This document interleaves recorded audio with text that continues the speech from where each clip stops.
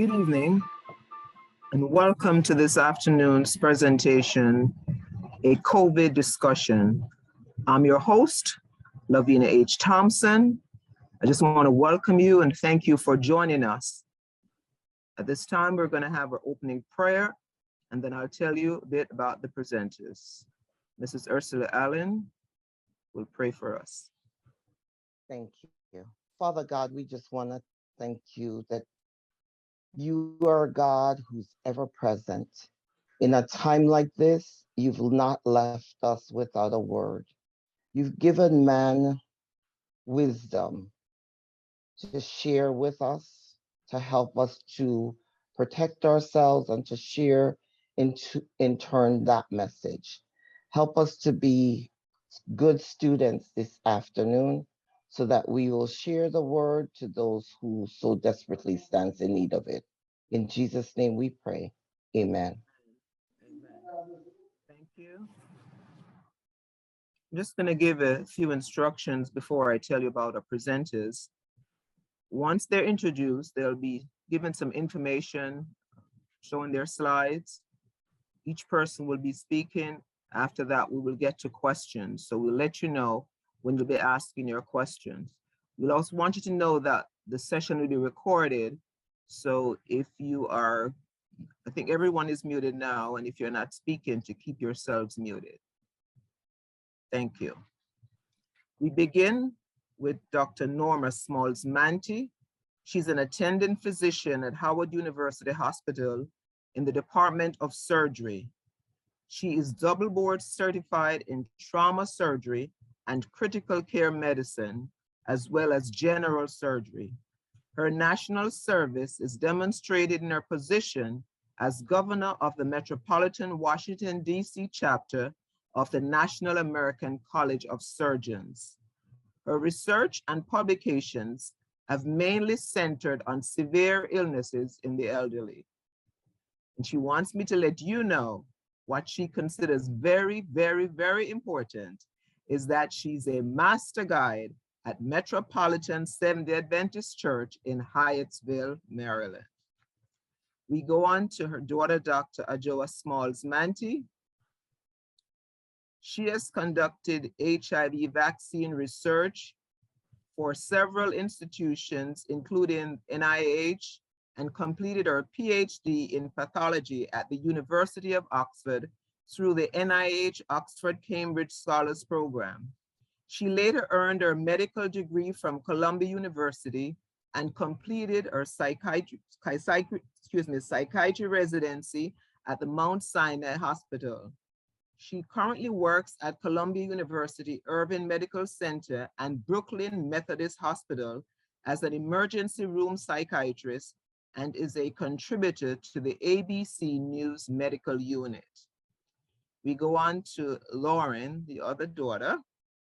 Dr. Lauren Smalls-Manty is an environmental engineer. She completed her undergraduate education at UMBC and received her PhD from Drexel University in Philadelphia, Pennsylvania. Her expertise in COVID-19 disease stems from the fact that for the past 2 years, many of our responsibilities have been shifted to hands-on and administrative duties with COVID vaccination in Harlem and the Bronx, where she served as leader of vaccination site, and currently she's employed by New York City Department of Health. Again, we say thank you and welcome to you ladies for being with us this afternoon. Dr. Manty, Dr. Norma Manty, that is. Good afternoon. I'm going to share my screen and start this presentation. I'm going to be starting with general information about COVID. We're very happy that you are able to join us today. We as a team are going to be giving you information that is very much up to date within the, some of the information within the last several days. And hopefully this will give you knowledge and some background background on how you can continue to protect yourself against this deadly disease that does not seem to want to go away. So we all know that a picture is worth 1,000 words, and so I'm going to be showing you a number of graphs and figures, but I'm going to highlight the important information so that you don't get lost in all of the information. So this slide talks about the number of COVID-19 patients who are in the hospital, actually worldwide. It's information gathered from statistics from France, England, Italy, Spain, Canada, and other countries. This is the United States, this blue line right up here. You can see that the United States is very much affected with all our technology. We're very much affected by COVID-19 virus related hospitalizations. We were up in February of 2021. We went down as the vaccination, mass social distancing was working with the Alpha and the Delta variants, but now with the Omicron variant, which really hit us hard, beginning in around Thanksgiving of 2021, we see how the hospital rate is soaring. Now, talking about why is the COVID-19 virus still around? Well, it's still around because it has a high rate of transmission, and it changes. There are many variants. The mutations, variants, that means that the virus is living in a way that we learn in science is survival of the fittest. If you are going to survive, you have to change with the environment in order to be around and do what you do. We know that we have had multiple variants of the COVID-19 virus. We have the most notable of which were the Alpha, the Delta, and now the Omicron variant. They are named by the Greek letters in the letters in the Greek alphabet. Now, what's so important with this Omicron variant? Well, it has changed quite a bit. When you look at the virus, I showed a picture of it on my first slide. It has these spikes on it, and these spikes hook onto the cells of our bodies. They get inside the cells of our body, and then they cause disease and just havoc. As time goes on, the virus has changed so that it can get better at that job of invading our body cells. This Omicron virus is actually 4 times easier for us to catch or for it to be transmitted, and actually we are 17 times more likely to be hospitalized from this new variant, the Omicron variant. So COVID is changing with time, and the virus is learning to survive. That is for sure. This is a busy slide, but it gives some important information about the death rate secondary to COVID in persons who are vaccinated when compared to persons who are not vaccinated. This information is from New York City. New York City, we know, is a hub. Lots of people come in from a lot of places, and so they get hit hard and they get hit early. So we're able to gather a lot of important information from New York City statistics. This slide, if we look at the death rate, this low rate here is among those persons who are vaccinated. This rate, this purple line here, shows the death rate among those people who are infected with COVID virus that are not vaccinated. So that really points out the importance of your protecting yourself with a vaccination. Around this time of November 2021 is when Omicron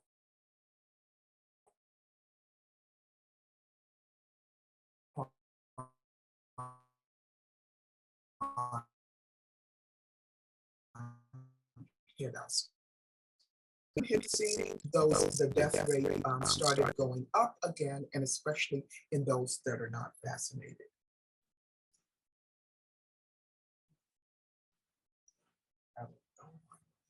Thing is not.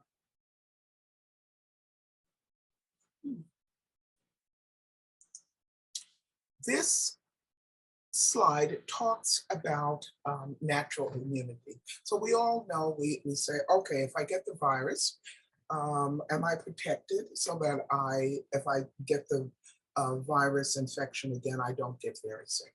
We know that with measles and mumps, that's how it is. Once you catch measles and mumps, you don't usually catch again and get very sick.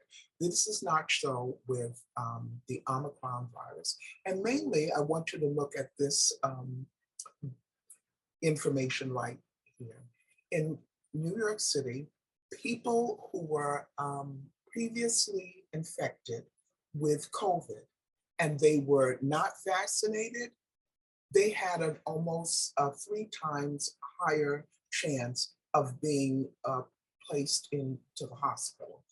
That's how bad their illness was. We know that in some cases we have COVID and we just have like a case of the bad flu. Not so with Omicron.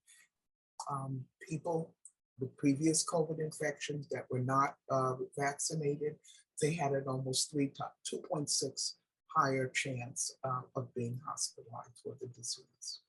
Okay, let's move to Maryland. We've got some statistics that came out recently from the University of Maryland medical system. There's a number of hospitals within the University of Maryland system. And when they looked at their statistics of patients in the hospital secondary to COVID-19 infection, recently, they found out that 74% of those patients that were in the hospital were not vaccinated. Whereas if you compare that, there were only 2% of the patients that had been vaccinated and gotten their booster shot. Only 2% of the patients in the hospital for COVID-19 disease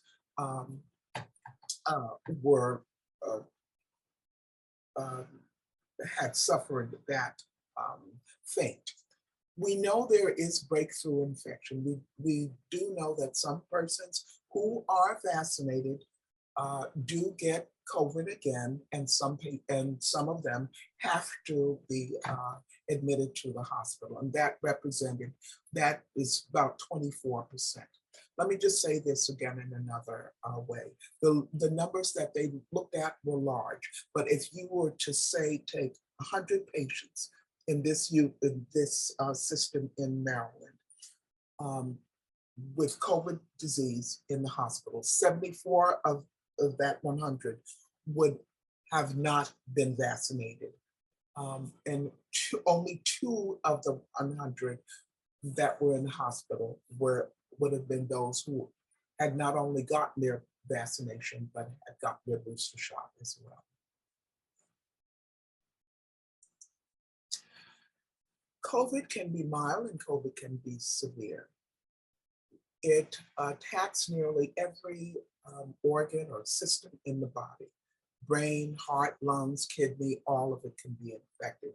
And it goes on a spectrum, of course. You can go from mild brain fog to confusion to coma. Your heart and lungs can be affected to the point where you go into shock and you're on life support, on the respirator or the ventilator, and your kidneys can shut down as well, and you'll end up needing dialysis. So there are mild cases, and there are cases that will kill you. And we know that because it's about 850,000 persons, almost a million. We're approaching 1 million people in the United States who have died secondary to COVID. I remember when we were talking about maybe 50,000 would die And that was in early 2020. And I thought, oh, that's a lot. We'll never get there. Look at where we are now.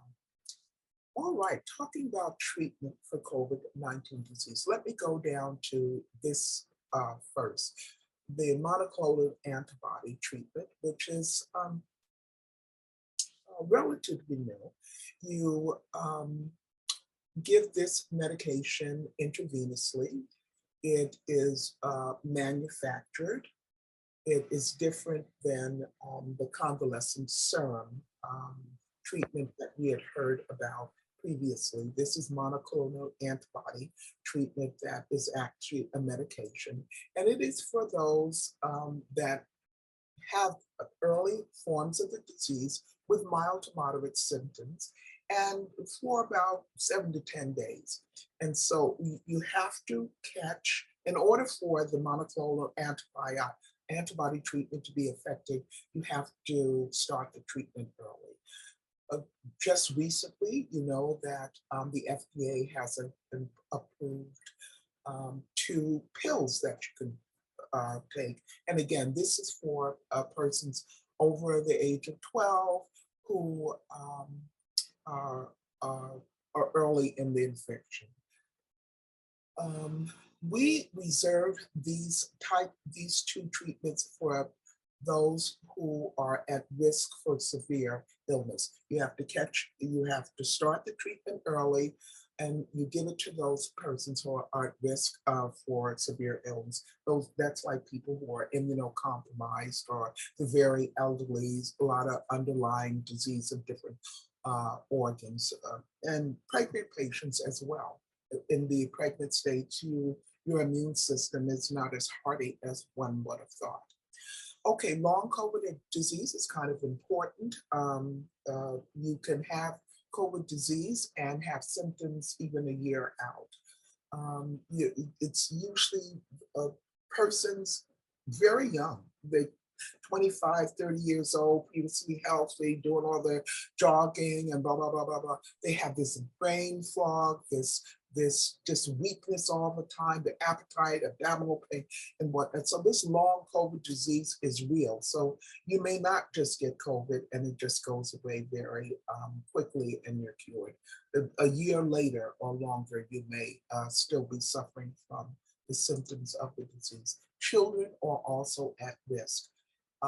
We concentrated on the elderly and with a lot of comorbid disease earlier during the COVID pandemic. We now know that children are also affected. Some of them go on to develop this entity called the multi-inflammatory syndrome disease, where you get information information of many parts of your body, the heart, the lungs, the kidney, the skin, and everything. So we should be careful with our children, and that is why it's unfortunate that we now have immunization for children that are on the younger age spectrum. Okay, should I stop sharing now, and Audrey, you'll come on?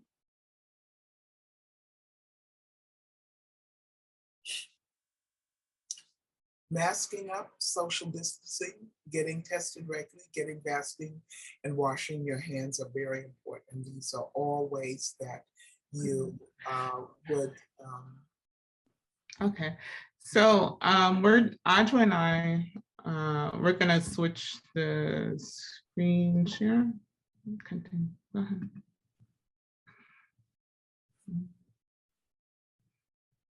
Go ahead, yeah. Audrey, come on. All right. So, go ahead. So one thing I want to say is that with COVID, we are still here 2 years later, but there are a few things that we can do to stay safe. We all know about wearing our mask, social distancing, getting tested regularly, getting vaccinated, and washing your hands.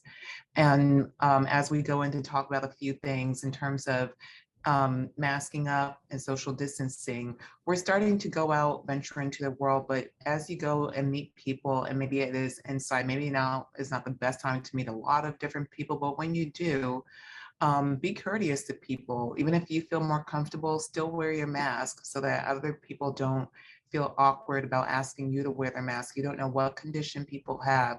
So it is our responsibility to all do that in public, or when we're going to visit friends or family, as well as the other things that we'll talk about a little bit more in depth. So social distancing is something that we want to make sure that we continue to do when you're out in public, when you're, and a lot of businesses still have that into place, but do not forget that it is still very beneficial to do. Even when you're outside, it is also important to social distance, because now the Omicron variant is still fairly contagious even outside in the open air, whereas the other variants, that was not the case. So still wear your mask, still be separated, even outside in fresh air. So when we talk about masks, I know the CDC came out with updated guidance this week. We just want to remember that what's important is you need to have a good fit and the type of mask, which means the filtration. So I do have a couple of masks to show you here. So this is the N95 mask. And so you can tell an N95 from the other mask because it goes around your head. And this mask is supposed to have the best fit. So it has the closed loops here. This is one of my favorite masks, the round mask here. The other type of N95 mask is the duckbill mask. And again, it has the loops that go around the head. And I know it might be a little difficult to find, but they are still out there. So I put the link to a site where they have some mask that you can buy. If you can't find the N95 mask, there's a KN95 mask, which is good as well. And so this one, it is approved by the CDC. And the difference between the N95 and KN95 is that it has the loops that go around the ear. So these go around the ear like this. And if you want to get these, they're still in the store, but you can also, Maryland state testing sites also give these, this exact one, actually, this is where I got it from, these masks out after you get tested. So you get like a whole pack of them. So if you need them. And then we have the surgical mask. So when looking at a surgical mask, it's important to look at what type of filtration and the fit. So that's really where the CDC has updated its guidance. Omicron is very contagious, as we talked about before. So you can look at the box, and sometimes they have what ASTM level. So this one is level 2. And this one is level 3. And so of course, level 3 is the best. So this one, I bought these I got these on Amazon as well. So this is the level 3 one. And this one actually has a fog filter. So it's a little more filtration, but again, the importance is the fit. So if your glasses are fogging up, it means the mask doesn't fit right. And what you can do, and what I used to do, was to wear a cloth mask over the surgical mask, not under, over. So it's the surgical mask on your face and then the cloth mask. And this ensures a good fit. It is no longer recommended that you just wear the cloth mask alone, because the particles can get through, and they've realized it doesn't have a really good fit. And then the second thing I want to talk about is COVID testing. So I know it's very hard to get the self-COVID test, but again, they're still out there. You can still buy them online for a list of tests that are do detect Omicron. You can see the CDC website, or if you want to just continue to go to the drive-thrus and stuff, Maryland still has it. I put the link in this presentation. And then also PG County and Maryland in general is giving out free rapid tests at libraries. So you can see your local library. Make sure you look ahead of time when they have them, because they go up pretty quickly to get the free rapid tests. They announce it on Twitter, but they go within hours. Yeah, so just keep checking your Twitter feed. If that's not your flair, you don't want to wait in line. Just announced yesterday, the federal government will be giving 4 free at-home COVID tests to individuals.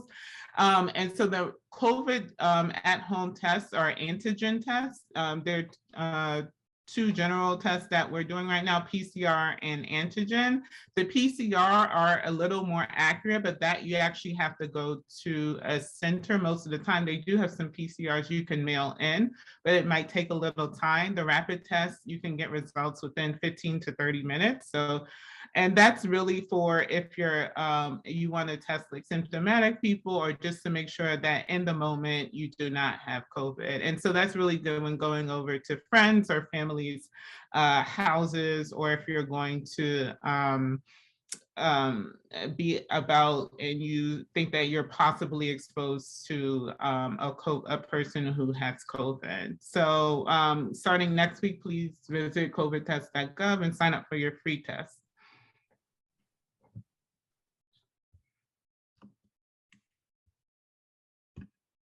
Uh-oh.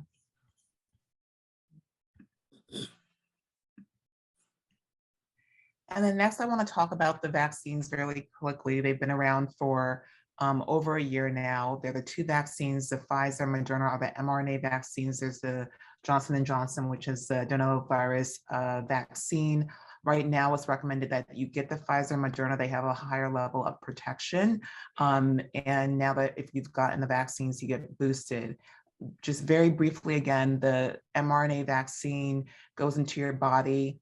It lasts for a couple of hours, but that is long enough for your body to read the instructions, know what it has to do, and start building antibodies and other cells to fight the virus. I kind of think about it like Mission Impossible, where, you know, the Tom Cruise's character gets the instructions and it's like, should you choose this mission?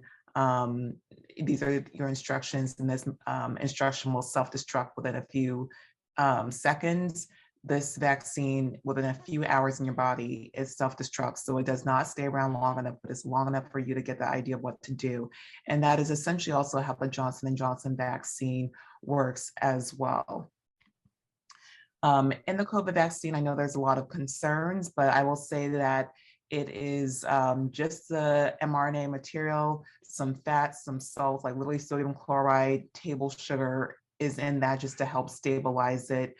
The things that people were allergic to initially, I know we heard about that, that's polyethylene glycol, something that very, very, very few people are allergic to, because that is something that is in all of our lotions, shampoos, hair cream, medications like Tylenol, ibuprofen as a thickener, Miralax is polyethylene glycol.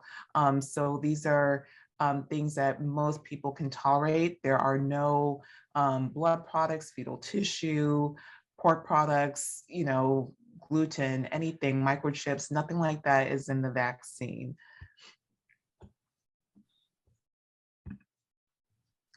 And now the booster is available for everyone that is 12 years and older, depending on which vaccine you got. So essentially, if you got the Pfizer vaccine, the 2 doses, 5 months after, you are eligible to get the booster, and that's for everyone over the age of 12. If you got the Moderna vaccine first, those 2 doses, 5 months after you got that vaccine, you're eligible to get the booster. And if you got the Johnson & Johnson one-shot vaccine, 2 months after, you should get a booster shot, and that booster shot should be with an mRNA, either the Pfizer or Moderna.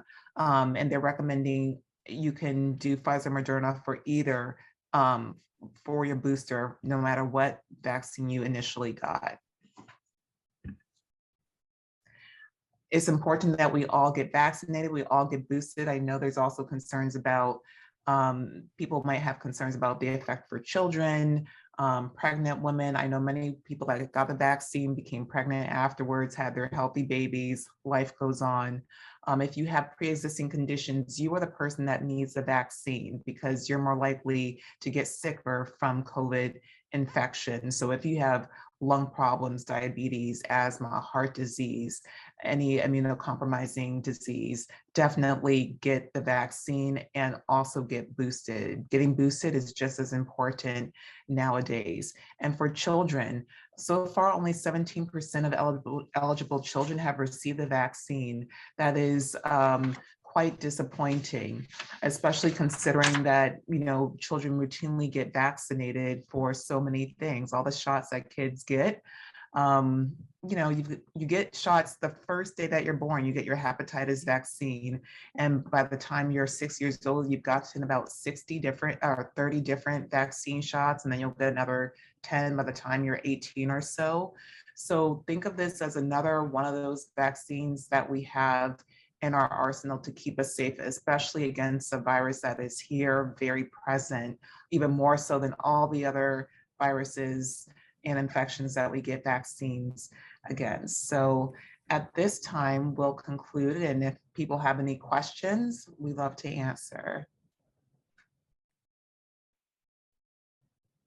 I have a question regarding herd immunity. I know initially when we started talking about vaccination, one of the things that was mentioned about herd immunity is there any more talk about that? Either of you can. It's still very important. It is still something that we are going towards, and people think that even after we've gone through this Omicron wave, that almost everyone will have been exposed to COVID. So maybe we will have herd immunity. Doesn't mean that people will necessarily not ever get sick from COVID, but now people won't get as sick because you're exposed. But one thing I will say, the virus, this is new, it keeps mutating. So we don't know if, even if everyone gets infected by the current variants, it will still be okay later, you know, years later or even months later when a new variant comes around, even if we considered ourselves as having herd immunity. So we want that. We want the herd immunity really happening from vaccines, but this is a tricky virus. That's the one thing we can all say. So I have a few questions that came in before, and then afterwards, if anyone has a question, they could raise their hand. Now, question one person says, the patient have to quarantine for 10 days. How is it that the nurse is only quarantined for 5? I believe That is a good question, but, or did you want to answer, or? It basically depends on your vaccination status. So if you are vaccinated and you've been exposed or test positive, you're supposed to isolate for 5 days, and then you can go about, you know, wearing a mask. If you are not vaccinated, have been exposed or tested, you are supposed to isolate for 10 days because you're thought to have less protection and not fight off the virus as well. So another question here is, how reliable are the tests? Which, so the PCR is fairly, I mean, every test that you take, you'll either get false positives or false negatives. The PCR test is really good at detecting asymptomatic infection. So that means when you're not, you know, coughing or wheezing or have stuffy, like symptoms, right? So that's what the PCR is really good at detecting. The antigen rapid test is not, does have some false negatives with the asymptomatic, meaning you're not showing symptoms, but it is pretty good. And so this is why there's so much pressure to get them out, because it's so important to know your status and know where you are. So if you can tell someone that, oh, you know, I have COVID, I tested positive on a rapid test, usually people then proceed to either, if they can find it, go get a PCR test to confirm, but the rapid test is really good as a first level diagnostic. So the idea is to have, like, if you wake up one day and you're, you know, you're coughing or you really feel really bad, your first line of defense is to go take that test and quarantine so you don't expose people. And do that the fastest way possible. Because the PCR, you're not able to do at home, you have to send out for that. So next question here, can you still take the vaccine if you have had COVID, and how long should you wait after getting COVID? You can still get the vaccine, and you should get the vaccine. You should wait about 3 months after you've had COVID to get it, just because your body will produce antibodies as a result of from the COVID infection. And those antibodies might compete with the antibodies developed from the vaccine, and maybe outcompete them just a little bit. That's what the initial guidance was. So you can, right now the recommendation is that you wait a little bit of time, but you should definitely get the vaccine. Is there an alternative herbal vaccine? Someone's asking this one that you know of. I mean, if you think about it, the basic in the mRNA, we mentioned that the only components are protein, salt, sugar. So no, it's not synthetic or anything. It really is the basic building blocks of everything that we consume, put on our bodies.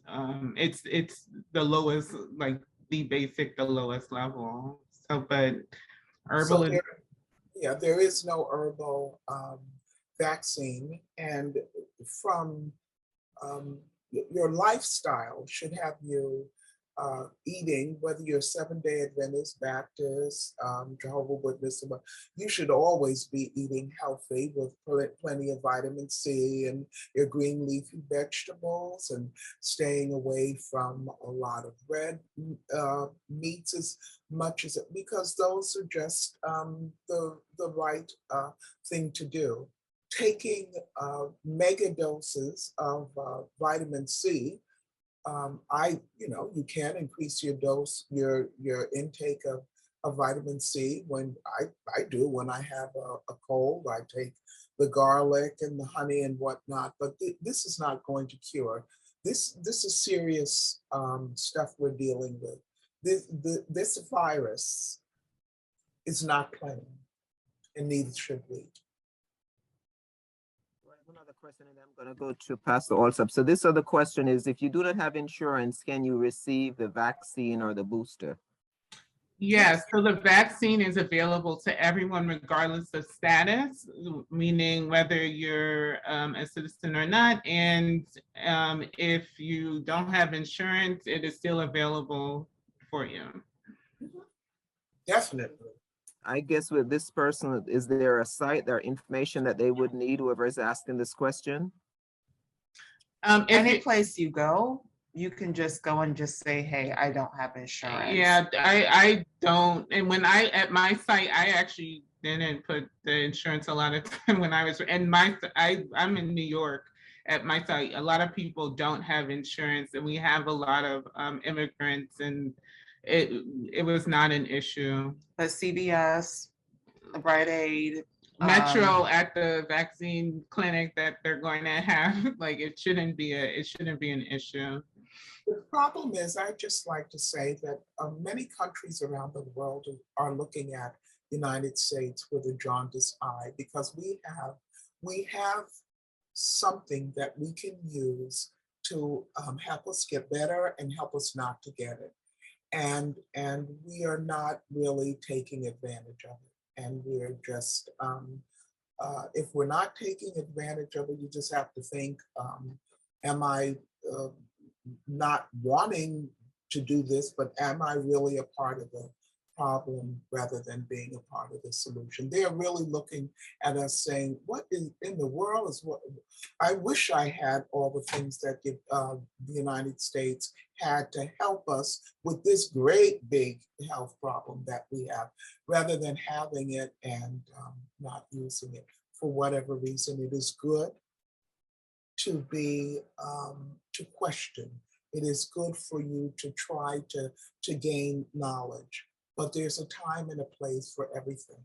And we should use our wisdom to be helpful in life to everyone, not just ourselves. Okay. Pastor Alsop, I have a few more. Will you go ahead, Pastor Alsop? Can you hear me? Just unmute yourself and go with your question.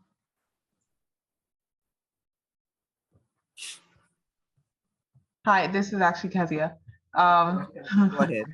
Yeah, I have two questions. So my first question is, what does it mean if your test result, the PCR test result, comes back indeterminate or inconclusive? What does that mean? And then the second question is, Is it possible to do the rapid test and get negative? I wasn't quite sure the question Ms. Lavina asked earlier, but is it possible to do a rapid test and get a negative, but actually be positive? Yes. Yeah, so for the second question, yes. So there are different types of rapid tests.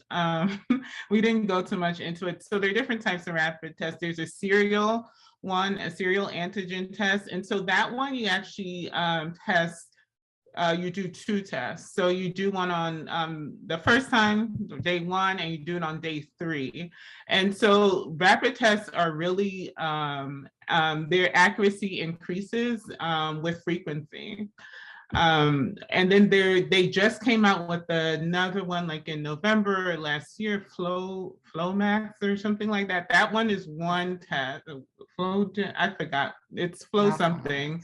Okay, not Flomax, Flow something. And that one is one test. And so that one is a little more accurate at detecting the first time whether you're COVID positive. Some of the serial tests, not as so much, but if your viral load is high enough, it will detect that you're positive. So basically, the accuracy of the test is also dependent on your viral load.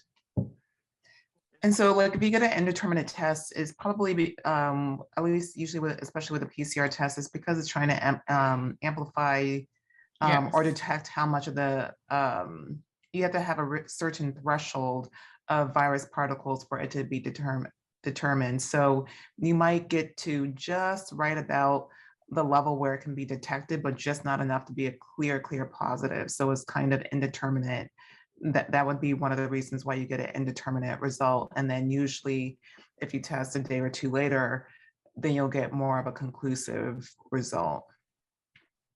Yeah, thank you. Someone wrote FlowFlex. It's called FlowFlex.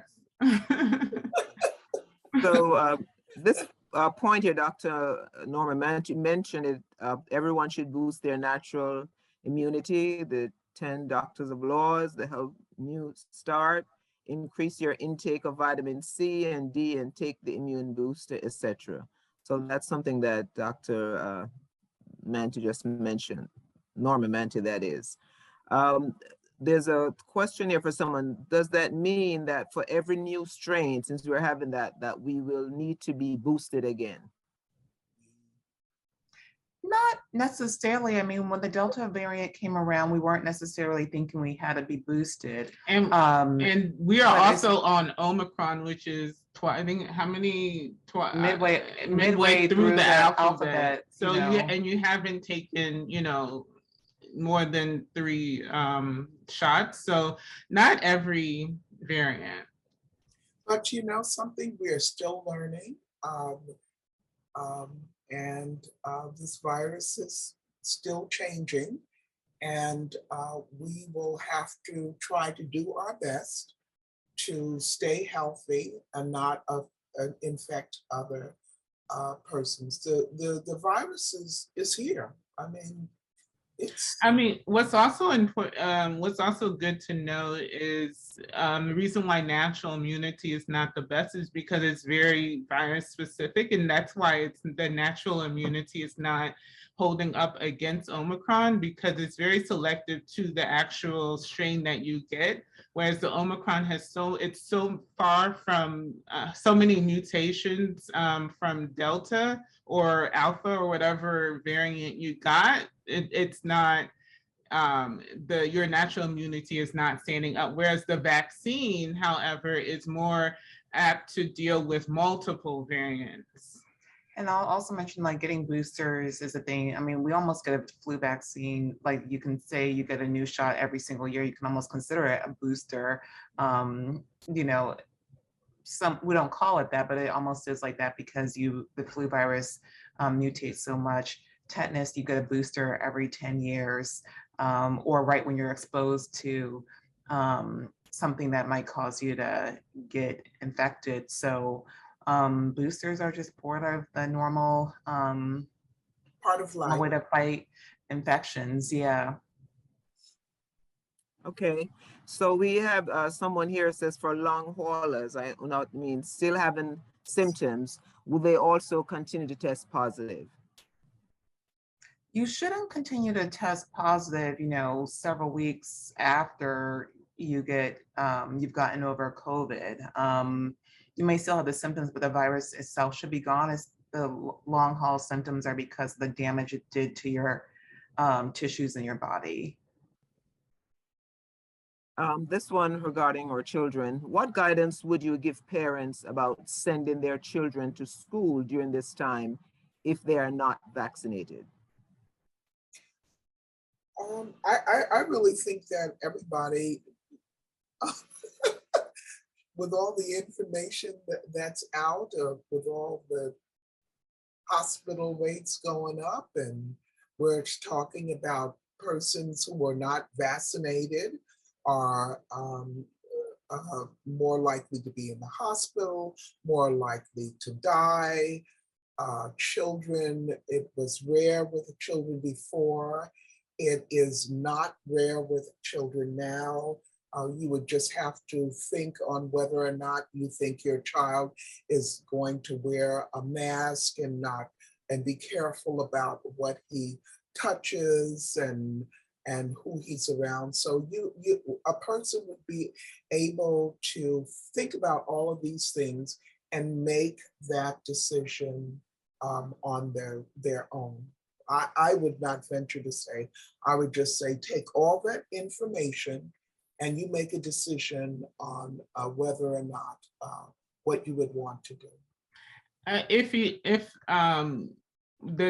If you do have to enter into congregate settings or environments, say you have to go to work and stuff like the tools that we gave before, what we do know is that masks work.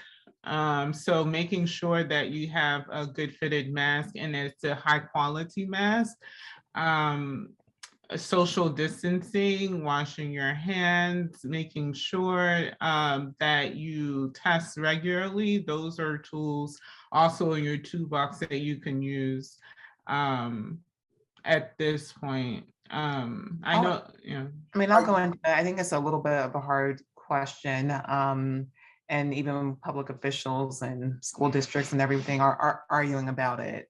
Ideally, and I don't have to make this decision for anyone, but I kind of think that children under the age of 5, it's hard for them to wear a mask very well and consistently. And they're very exposed and they're coming and they cling on to you, they're holding you if they're around. If you have older people in your household that are very vulnerable, it's potentially a lot of risk. I think if you have the luxury of being able to have your younger child that's not able to get vaccinated at home, it's definitely something that I would strongly consider or maybe even do. But I definitely recognize that everyone doesn't have the luxury of keeping their child at home at this time, especially if you have to go out and work. But trying to keep them in a setting where they're, an alternative where they're not seeing as many people would be good. But right now they're the most vulnerable right now. And teach them to be careful. But it's hard for them. It's hard and they're not vaccinated. So honestly, I would probably keep a younger child home if I had that luxury. Next question here. Better. Thanks for that. How long after receiving a booster shot should one wait before getting a COVID test? If you have symptoms of COVID, get the test. You can still get COVID the day you happen to get a booster shot. So a vaccine does not give you COVID. So there would be no correlation between testing positive or negative for COVID and getting a booster or the initial series of the vaccine. So you should, if you have symptoms, you should go get a test. If you feel sick and you just got the vaccination or the booster. If you feel sick, I see what, wait a second. I see what the question is. I agree with you. Get it. So I guess the question is more attending that you may have an immune response to the booster. Okay, so if you have, Okay, I get it now. Sorry. Um, Would like me to read it yeah, again? yeah, you could have side effects. Not, I don't call them side effects. I call them appropriate immune responses to the booster. There have been the booster. I actually didn't have anything. Not this my second shot. I had tiredness. But I didn't, other than a sore arm because they put in at the injection site, I really didn't have any side effects with the booster. So if you think that there's something else going on, you can go get the test just to make sure. But If you think you've been exposed, yeah, 100% go get I tested. haven't heard like the same side effects from the booster shot, mainly because the Moderna the booster is a half dose, and the Pfizer, the second shot, you really didn't see, or the third shot, you really don't see a lot of the same thing like tiredness or achy joints or muscles or something. So, Lauren, this may be a question for you. How do people build trust for groups who have suffered from abuse and mistrust of government and organizations among people of color, Oh, minorities? no. Yeah, I know. That's a what is that for me because I work for the government? Yeah. And I know for New York City, you're I probably know it's very, yeah, it's very difficult, and I do understand the mistrust and the hesitancy that you might have, and you know I worked in this COVID in New York City since the beginning. I started with doing data analysis, and then I went out into the field and I talked to, you know, hundreds of people a day, and I do understand some of the complaints and stuff, but at the end of the day, you have to trust someone because this is in the world today. And so this is I think of it, you know, there are millions upon millions of people. You don't necessarily have to trust the New York City government, you don't have to trust the Maryland government, you don't even have to trust the United States federal government, but all around the world people are taking this vaccine. So at the end of the day, you do have to trust someone because you may not have the medical knowledge to cure this. So, and they do. And I'll also say that a lot of the things that have happened in the past were from Black people not receiving care or medical treatment. So this is a time where it's available for us. So we should not count ourselves out and not get treatment. That's what happened to us at the hands of the government. So now this is available to us. The government is saying, please come. You know, and you know, scientists, doctors are saying, please come. So this is our opportunity to actually get what we didn't get before. And from the beginning, the way that they did the trials and the way that they developed the vaccine, equity and was in mind. And so the vaccine trials was the most diverse panel of participants ever. The people who created the vaccine, the most diverse panel of scientists and engineers and people putting their minds together. And even the rollout in some of the states, they tried to have a more centered and equity focus. That may not be how it, you know, people have a lot of good intentions. That might not be how it rolled out, but it was talked about and they tried. So I would say that there is recognition that these things did occur to people in the past, and they're trying to at least try to make amends for some of those things with this, with the rollout. I might quickly add that you still do have disparities in the vigorousness of the treatment. Early in the COVID experience, and still could be now, there was a disproportionate amount of deaths between in Black persons and persons of color.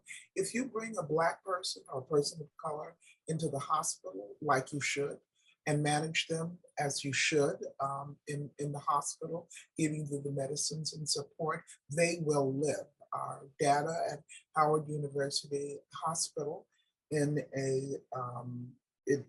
this was data that I entered in one of the largest studies in the world. It was countries from all over the world. The largest study that there is showed that they will live. If you give us the treatment, just like anybody else, we will live. But if you don't, and there are healthcare disparities in the United States, meaning, okay, for some reason you got COVID, and I'm just going to tell you, and you're sick, and you come to the hospital, but I look and say, oh, you don't have insurance, or I don't want to keep you in and spend all this multiple. If that happens, then you will die, but you don't die just because of your race. That's still happening. The CDC came out with a report that Black, Latino, other minority groups are less likely to get the antibody treatments. Yeah, that's why Which would be very helpful. And so, you got it, you would live. Treatment is still being withheld, or we're not showing up to get the treatment that is available.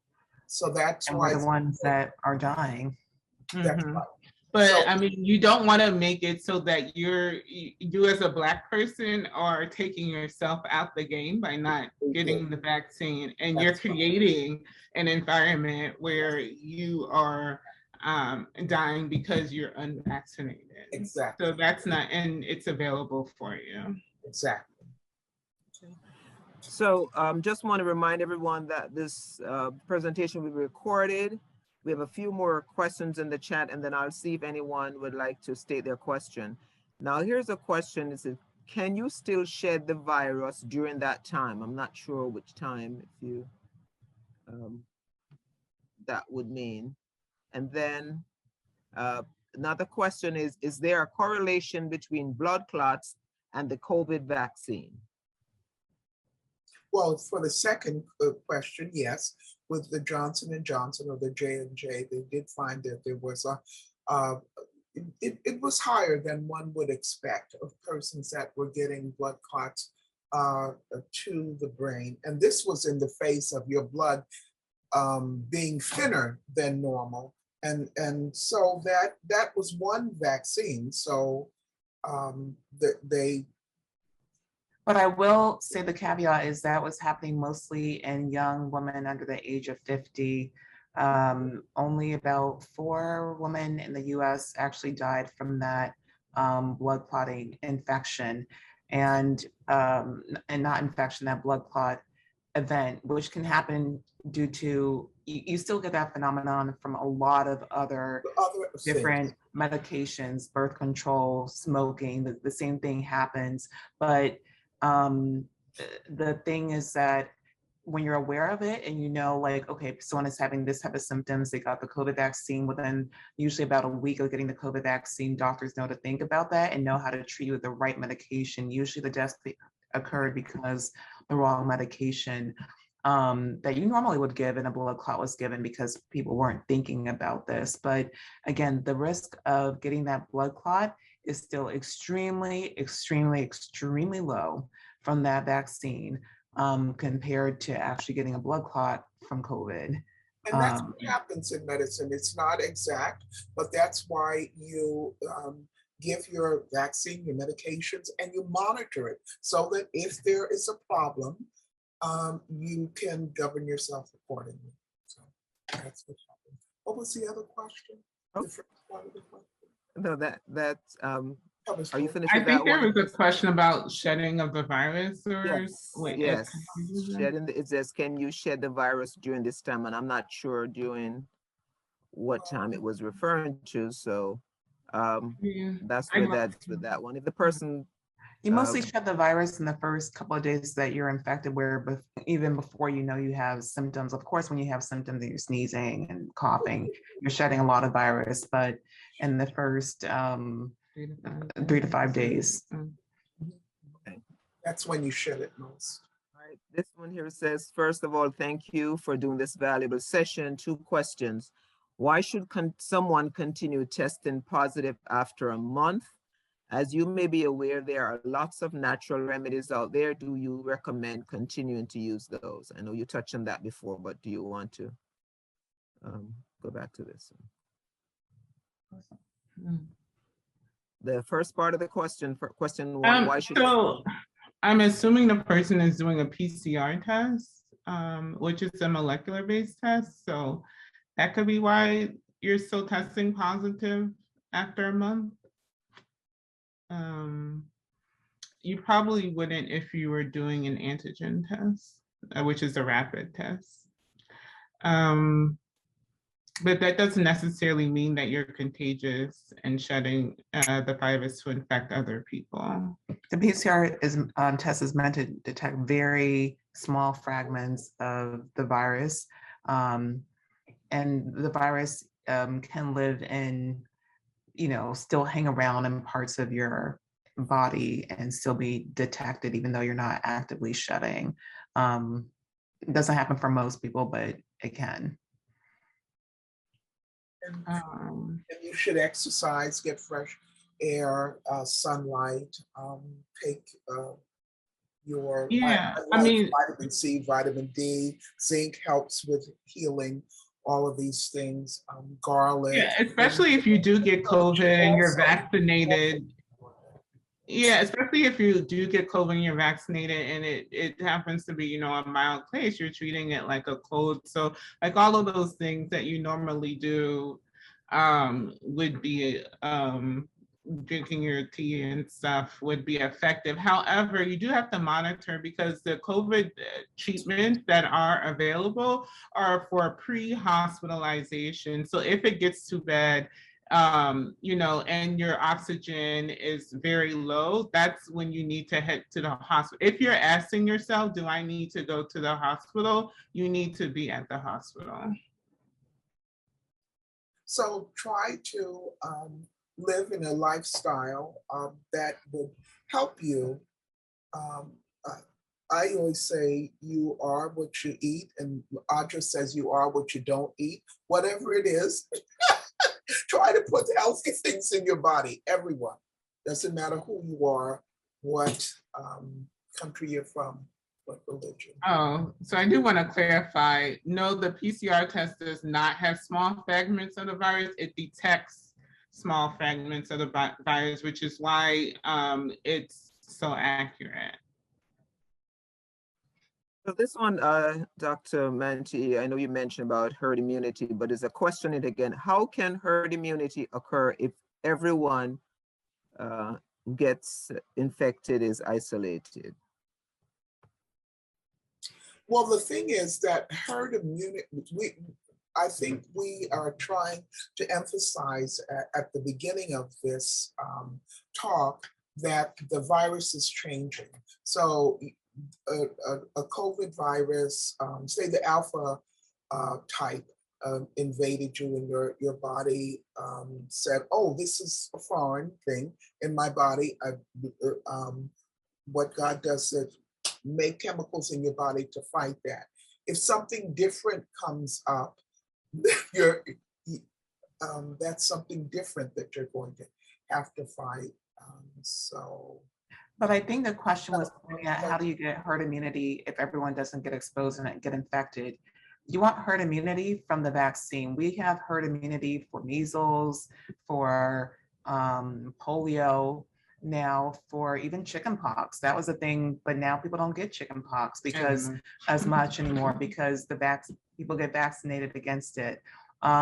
So we want herd immunity occurring from vaccines because vaccines give you a controlled exposure, so you don't have to get really sick and people don't have to die. And then only, survival of the fittest, the people that survive are okay. Yeah. I mean, we wouldn't want everybody to just go out and, as they were doing in some colleges, and having COVID parties and young people going to parties and infecting each other and other people in the community and their grandparents and their aunts and uncles and their nieces and nephews and cousins. Like, that ain't right, is it? I don't think so. This is a question pretty much the follow-up when we spoke about the vaccine for the children. And I think, Ajo, you were talking about if they're young. But a question is there, my concern is the vaccine for the children. It has been said that it can make them sterile for later years. No, the vaccine is an mRNA, well, the Johnson & Johnson, I'm sorry, the Pfizer and the Moderna. And right now for young kids, only the Pfizer is approved. Moderna is coming soon. Those are mRNA. mRNA degrades really quickly within a couple of hours. I mentioned that before. So it's not going to have a time, and mRNA does not get into your DNA and stay there. Like, I don't want to go through cell biology, but you have DNA that is made into RNA that's made into proteins. The mRNA comes after the DNA step. It cannot become part of your DNA and stay in your body. It enters, it degrades within a few hours. And so that by that measure, it can't stay in a kid for, the vaccine itself cannot stay in a kid for several years and make you infertile. And it does not affect your germ cells. I think you only really worry about also really, females with that. It's not going to affect the female reproductive organs like that. I have two questions I'm going to combine regarding the booster. The question one is, can I receive the booster if I've had the AstraZeneca vaccine? And then the other question, which link, is if I took the Pfizer vaccine, can I take the Moderna booster?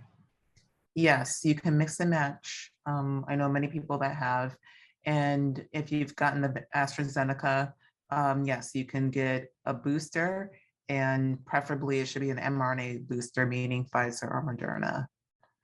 So we learn as time goes on. Many months ago, last year, we were saying, oh, try to get, if you got the Pfizer, try to get the regular, keep trying to get Pfizer. If you got Moderna first, try. But now we've learned that you can mix and match and you'll be fine. Mixing and matching is almost like cross training, I think of it. So you have an even stronger response with the mixing and matching. Oh, someone says thanks for clarification. Let me, someone has here, did she say the PCR test as small fragments of the virus, the nasal swab? No, it detects small fragments of the virus. That's why it's so sensitive. It detects just small pieces. That's why it's more accurate than the antigen test. So the antigen is the home test. And so you can imagine it would not be as fancy or as accurate, but it is very useful. The PCR test is the one that you go and laboratories, you go and they send it to the laboratory to test. And so it's more robust. It gives you more detailed information. So this is a big one. Do you think the government cares about your health when they're focused on depopulation? Well, we're not going to get into, so everybody, you would have to decide for yourself, and you should be aware of the political environment and the ramifications thereof. You have to, in life, gather information, try to stay informed about things. Don't become overwhelmed very easily and stick your head in the sand.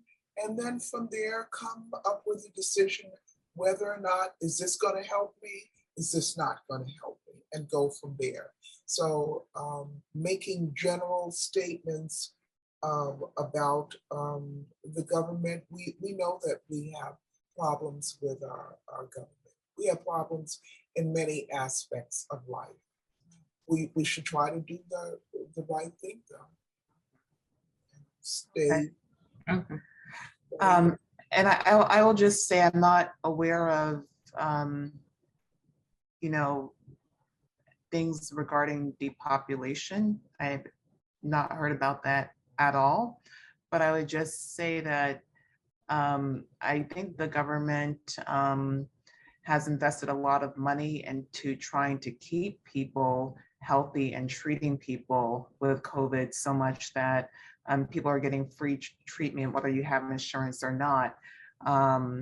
So I would just say it just seems a little paradoxical to me if the government's spending so much money on treating people, on getting vaccines, that they would want us in the world, that they would want us to die. So just from my experience as a healthcare provider, we're spending, we don't care about, you know, anything about the money that you have. You come in, we are treating you, and it's expensive. We want people to live. We want people to live, and we'll say that as government. My sister would say that as a government employee, as someone that did science and research for the government, I want people to live. Is there a true record of those who did not have the vaccine survive serious illnesses versus only reporting those who have taken vaccine do also die? I'm not quite sure of the last part of the question, but I just wanted to know, in essence, are we getting the true information regarding those getting the vaccine and those who have not taken it? Yes, the graphs that we showed earlier about people that, if you got hospitalized, consider that a serious infection. And so the numbers are broken down by the people that were vaccinated and unvaccinated. So that data is there. The CDC and Johns Hopkins reports new numbers every single day. So isn't having your antibodies sufficient for protection because you caught COVID before? Why advocating booster or vaccine even after recovering from COVID?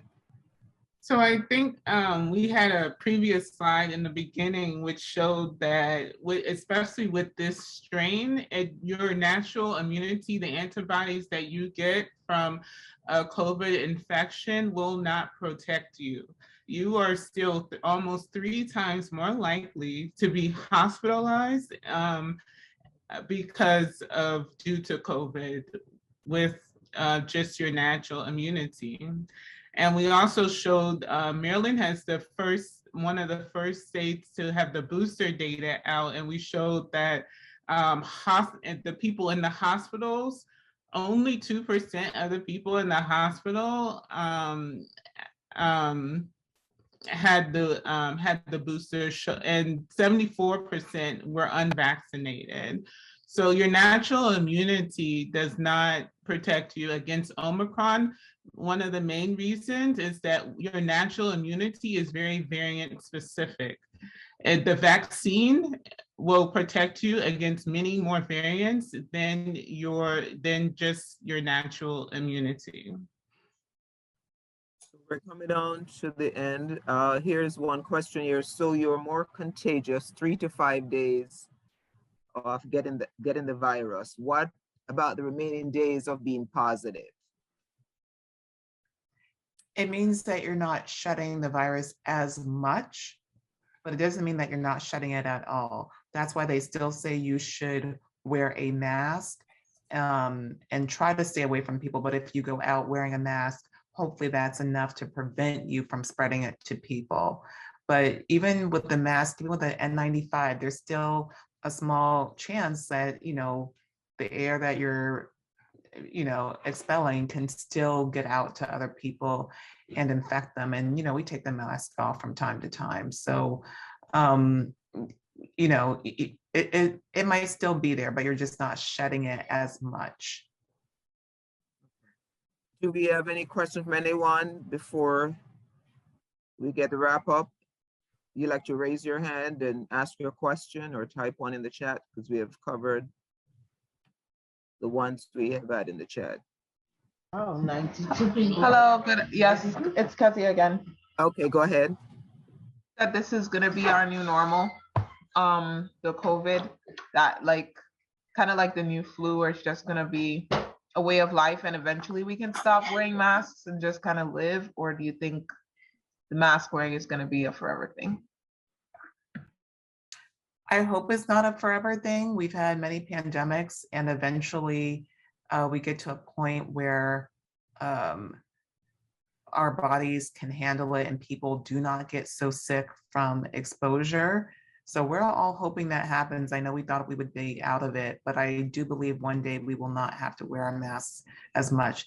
And whether that will come from, hopefully that comes from vaccine-induced herd immunity and the virus itself not becoming so infectious and deadly. But I do think we'll get to a point where we won't have to wear masks anymore. So to follow up on that question that you say that we won't wear a mask anymore, when 2020 came, we looked at the end of December 2020 is going to go. Then we got into 2021 and we're back in this spot. Now, from your research perspective, can we say that a year from now will be any different, or we're just still trying to figure it out from the scientific perspective? Trying to figure it out, like how this will end or go. How far will we be in this? Honestly, I thought we would be out of this definitely by the end of 2021. So it is hard to say that. I think what we're seeing with the virus is that it's tricky and it keeps replicating and infecting people. The only thing that I would say is that the more people that get vaccinated and our vaccines are trying to keep up with the virus, that you won't get as sick. So I think we'll get to a point again, scientists are working towards that, trying to look ahead to the new viruses and trying to make a booster shot that will be very protective against most of the possible mutations that can come up. But I can't say conclusively. I really hope we are. More people will be vaccinated, and that gives the virus less chance to mutate.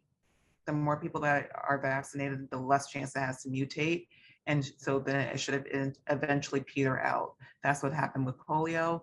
That's what happened with smallpox. Smallpox doesn't exist anymore because everyone got vaccinated. And then the virus had no place to go, no chance to mutate, and it just died out. I had a follow-up question to that, but you did speak about the Greek alphabet and going through when we are at Omicron, so we didn't have all the boosters. So based on your presentation, what you're saying, that we're not sure if something else comes up, if there's not going to be a need for another booster then. Yeah, we're not sure. Yeah, we're not sure. Yeah. I mean, this one has like how many mutations? Like 30 to 50 new mutations. Yeah, compared to Delta, which only, had a few. So this, that's why there was such great concern initially about this. It still is, but and why the booster was really needed because of the high number of mutations. It really learned how to survive well in this in this environment. It wants to stay around and cause havoc. It just changes, and by those changes, it can hook onto your cells, get into your body, and just cause havoc. So the best thing that you can do until we figure out what, if there's a cure, or to try to keep up with it and keeping people alive, is do the best that you can within your own capabilities to not be a part of a problem of getting it and passing it to someone else. That's how we are. So this person says, do you recommend a second dose for someone who developed Bell's palsy from the first dose? That is a good question. I haven't thought about that. You might, I think more information would be needed. I don't think we can like give a determination here because you would need to know medical background and history for that.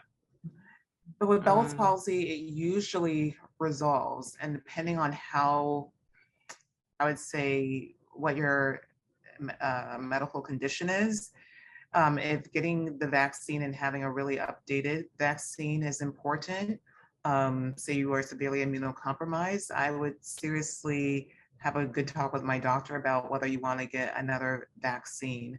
But I would have to say I would need a little bit more information about what exactly is your condition and is it persisting.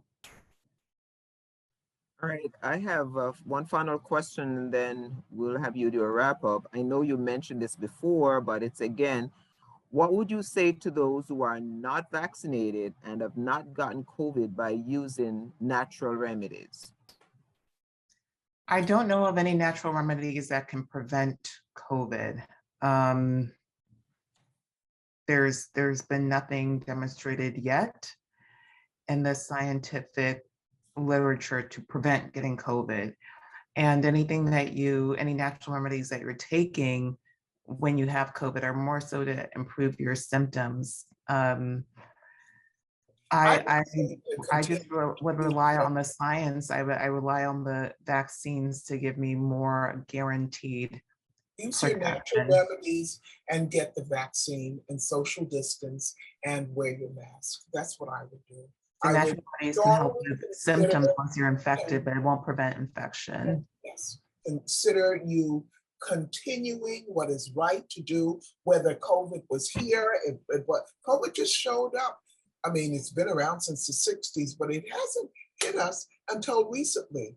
You must, it was right for you to eat healthy, get your exercise, your sunshine, all of that. It's always been important. Continue to do so and try to prevent yourself from getting COVID. If a person who has lived a healthy lifestyle develops cancer of the intestines, would we say don't go and cut the cancer out? Just continue to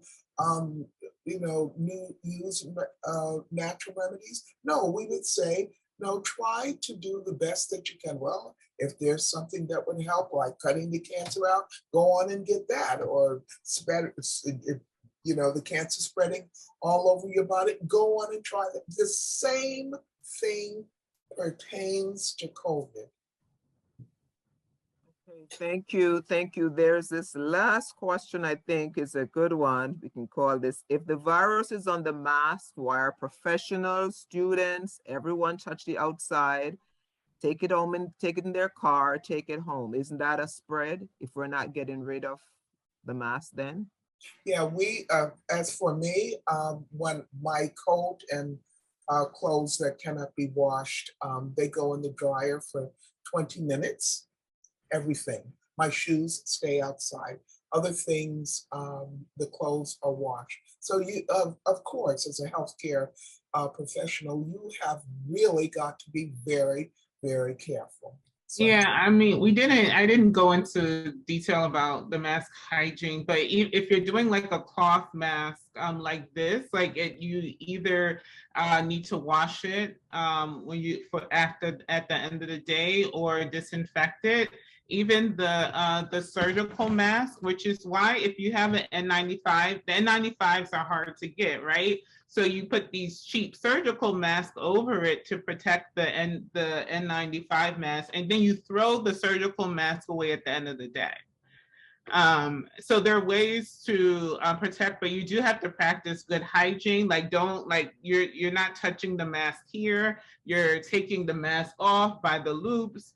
And putting it down so it's not spreading all over the table. There are and these things you can look up online too, but you do have to be conscious about, yes, that is a very good point. The COVID is on the mask. And they recommend, if you have to reuse your mask, they recommend putting it in a paper bag that's breathable, so it's not likely to you know, grow the germs as if you would put it in another type of container or something. But yeah, I think you have to be very careful about, you know, how your mask is exposed. If you're touching the mask itself on, like Lauren said, on the outside where everyone's breathing and exposed to it, and then you touch your face, then you're exposing yourself. So just be very careful.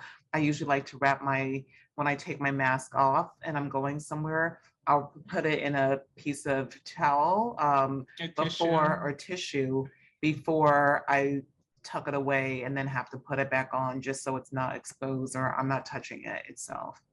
And again, your clothes that you wear, you should be very careful about that. Your clothes, your shoes, and what I am. So I think it's not just your mask.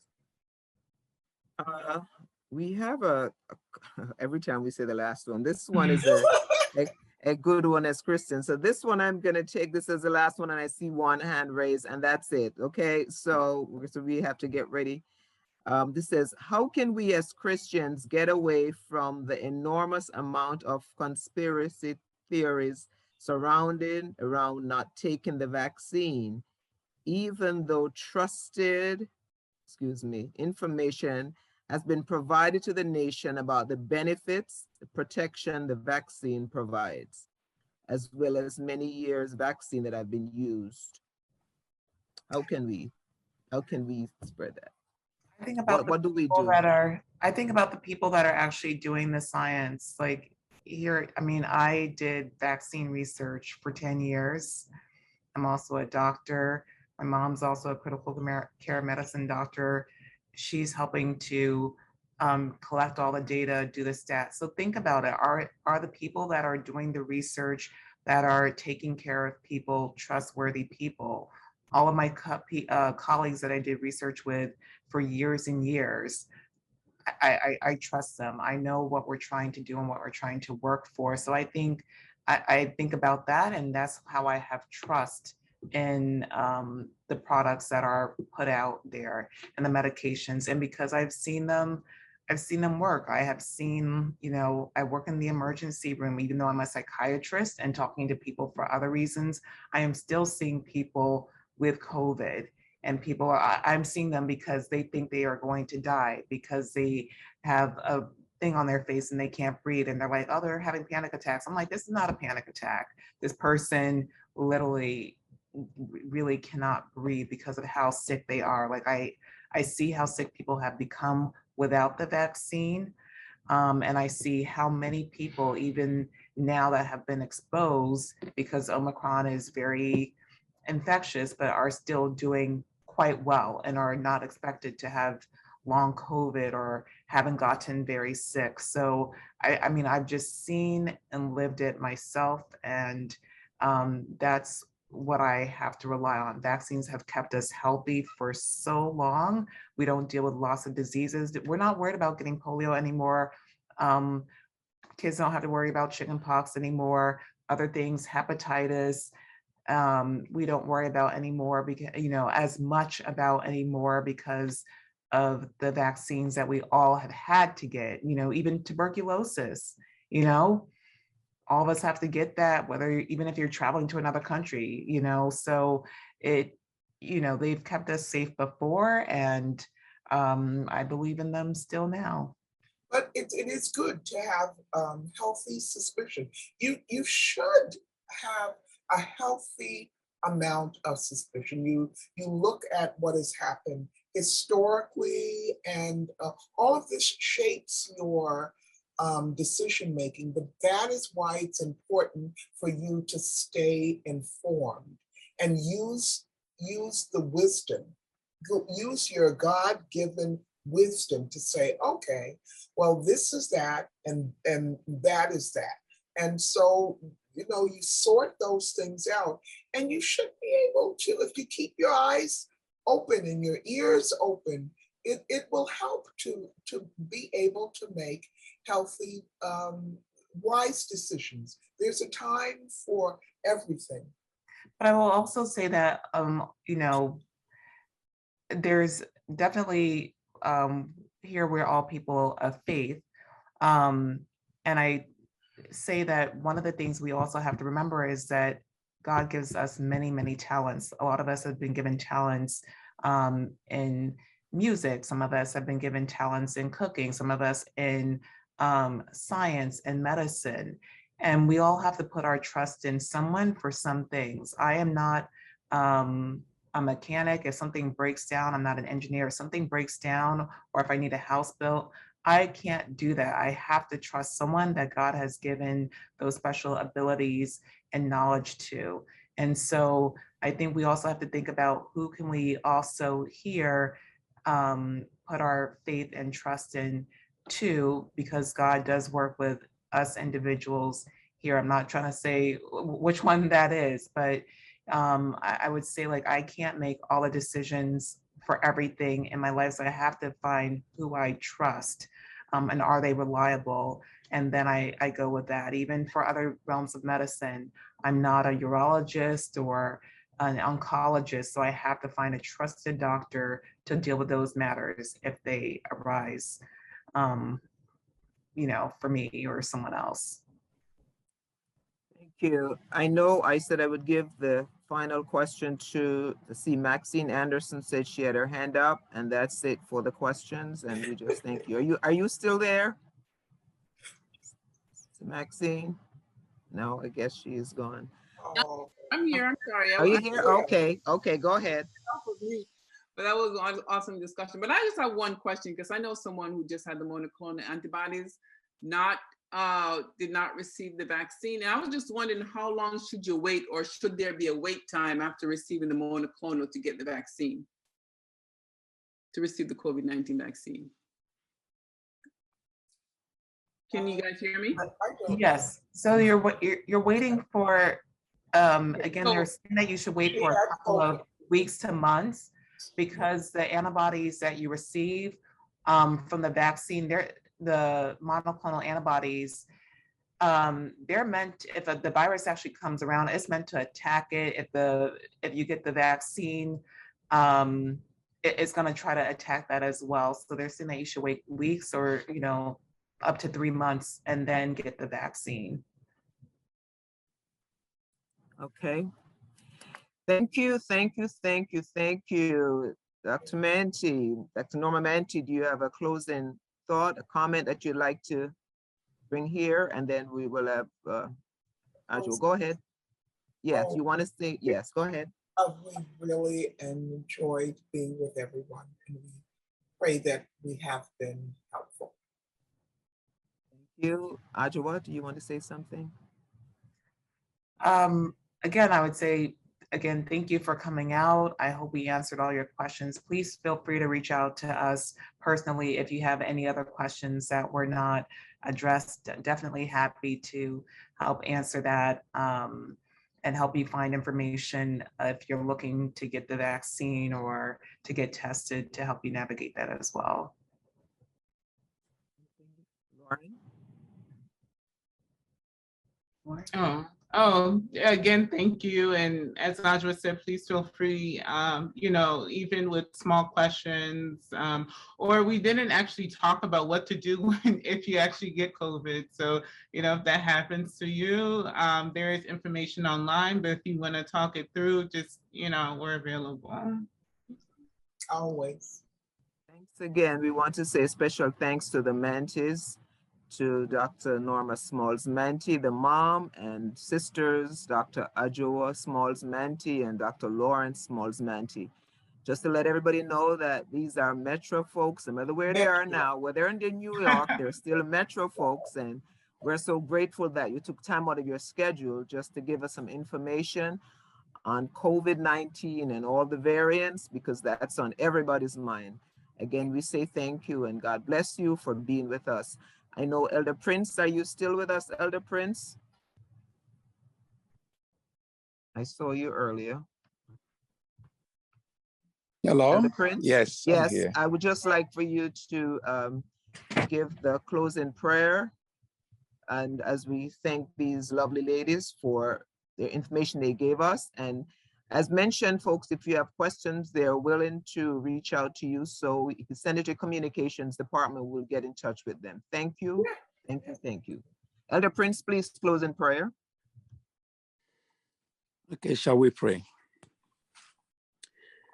Heavenly Father, we are grateful for whom you are in our life. We thank you for the information we received today from the mountains. Please bless them and to bless them in the area of what they're doing. Help them to continue to help us, to give us information that we need to be able to stay alive. Thank you for the panelists and everything that happened today. We ask you to help us, Daddy, individually to do what we need to do to stay. And please, we are asking, Daddy, that you will find, how am I going to put it? You're going to find the right way for us to be able to continue to depend on you. Please, Daddy, bless us now, oh Lord. In the name of your Son, Jesus Christ, I pray. Amen. Amen. Amen again. Thanks again. Thanks for joining us. And we are truly grateful for the Mantis for being with us this evening. I'm your host, Lavina H. Thompson, saying God bless you until we come again with another feature. Be blessed.